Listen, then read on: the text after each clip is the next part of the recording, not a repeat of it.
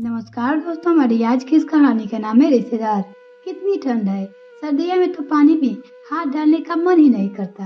रात को रसोई का काम निपटाकर आई साधना रजाई में घुसते हुए पति रवि से बोली, हाँ सच में लगता है इस बार ठंड पिछले सारे रिकॉर्ड तोड़ देगी। दोनों बात कर ही रहे थे कि दरवाजे की घंटी बजी। लो आ गए सासू माँ के रिश्तेदार। यार जब देखो कोई न कोई मुंह उठा के चले आता है। मैं पहले ही कह रही हूँ कि मैं बाहर जाने वाली नहीं हूँ। साधना का ससुराल रेलवे स्टेशन के पास ही था, इसलिए सासू माँ के ससुराल वाले, मायके वाले और जान पहचान वाले देर सवेर उनके घर आ धमकते थे। किसी की सुबह का ट्रेन होती तो किसी की देर रात की होती, किसी की ट्रेन देर से आती तो किसी की ट्रेन छूट जाती। साधना जी की सासू माँ सुमित्रा जी, जिनका स्वभाव बहुत ही अच्छा था, जो भी आता उसे प्यार और अपनेपन से मिलती। चाहे कोई भी कितनी भी रात बेरात आता, उसे खाना खिलाए बिना नहीं रहती। इसलिए उनके घर कोई भी जान पहचान वाले बेझिझक आ जाते। बहू रवि बाहर आओ, सासू माँ ने कहा। साधना ने रवि को देखा और ना चाहते हुए भी उसके साथ बाहर आना पड़ा। अंकल आंटी, आप इतनी रात को? इन दोनों नटखट चिंकी मिंकी के साथ इस वक्त साधना मेरे दिल्ली में ट्रांसफर होने से पहले हम मुंबई के पड़ोसी थे, रवि ने साधना से कहा और उनके पैर छूने पड़ा। पीछे पीछे साधना भी आ गई। माफ करना बेटी, इतने रात को परेशान किया, लेकिन क्या करते। जनवरी की कड़ाके ठंड, ऊपर से घना कोहरा। कोहरे के कारण ट्रेन बहुत धीरे चल रही थी। स्टेशन पहुंचे तो 10 बज चुके थे। जहां जाना है उनका घर यहाँ से बहुत दूर है। इतनी रात को कौन टैक्सी या ऑटो वाला वहां जाने के लिए तैयार ही नहीं हुआ। सोचा होटल बुक कर देते हैं, पर साथ में 2 जवान लड़कियां हैं, ये सोचकर मन नहीं माना। फिर तुम्हारी सास सुमित्रा भाभी का ख्याल आया। फोन की बैटरी भी चली गई थी, नहीं तो फोन कर देते। साधना को देखकर झिझकते हुए शर्मा जी बोले, कैसी बात कर रहे हैं आप भाई साहब, ये आपका ही घर है, जब मन हो चले आइए। ऐसी परेशानी में आपके काम आते हैं। ठीक किया आपने, आप यहाँ चले आए। जवान बेटियों के साथ किसी अनजान होटल में रहना सही भी तो नहीं है, रवि ने कहा। अंकल आंटी, आप सब मुंह हाथ धो लीजिए, जब तक चाय नाश्ता करेंगे साधना खाना बना देगी। सुमित्रा भाभी, खाना बनाने की जरूरत नहीं है, वैसे भूख नहीं है, बस चाय से काम चल जाएगा। आंटी बोला, हम तुमको खाली पेट कैसे सोने दे सकते हैं, बस 15-20 मिनट में खाना बन जाएगा, खाकर आराम से सोना।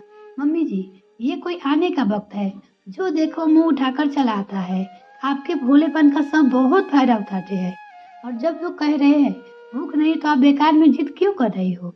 रसोई में साधना सासू माँ से बोली, बेटा ऐसा नहीं करते, वो अपना समझकर ही इतनी रात को आए हैं। कोई भी वक्त किसी के घर यूं नहीं चला आता, और घर आए मेहमान का यूं अनादर नहीं करना चाहिए। वो हमें परेशान नहीं करना चाहते थे, इसलिए खाने के लिए मना कर रहे थे। भला दिन भर से भूख नहीं लगेगी क्या। सासू बहू ने जल्दी से खाना बना दिया। सबको खाना खिलाने के बाद साधना बर्तन धोने लगी। भाभी, बर्तन हम धो देंगे, आप थक गई हो कि जाकर आराम कीजिए। चिंकी मिंकी ने जरूरती साधना के को उनके कमरे में भेज दिया। सुबह नाश्ता करके वो लोग जाने लगे। जाने से पहले उन्होंने साधना को ढेर आशीर्वाद दिए। उनका प्यार देखकर साधना को अपने रात के बर्तान में शर्मिंदगी होने लगी। कुछ महीने बाद, बहू क्या बात है, इतनी परेशान क्यों हो। मम्मी जी, पापा को 1 हफ्ते के लिए ऑफिस के काम से मुंबई जाना है। होटल में ऑफिस वाले तो दे रहे हैं, पर खाने की परेशानी है। पापा को ब्लड प्रेशर है, बाहर का तला भुना खाएगा तो उनका ब्लड प्रेशर बढ़ जाएगा। मम्मी तो पापा की तबीयत को लेकर बहुत परेशान है, लेकिन जाना भी तो जरूरी है। समझ नहीं आ रहा क्या करे। अरे इसमें परेशानी की क्या बात है, कुछ महीने पहले शर्मा भाई सब आए थे ना, पापा के खाने की व्यवस्था वही कर देते हैं। लेकिन मम्मी जी, 1 हफ्ते किसी अनजान को कोई अपने घर क्यों खिलाएगा। बहू, हम पुराने लोग हैं, रिश्ता निभाने जानते हैं। आजकल की पीढ़ी की तरह हर रिश्ते में नापा नुकसान नहीं देखते हैं। फिर समझी जी, अनजान कैसे हूँ, वो घर के सदस्य ही, मैं अभी उनसे बात करती हूँ। भाई साहब, मेरे समझी जी कुछ दिनों के लिए मुंबई आ रहे हैं, रहने की व्यवस्था हो गई है, पर उन्हें ब्लड प्रेशर है।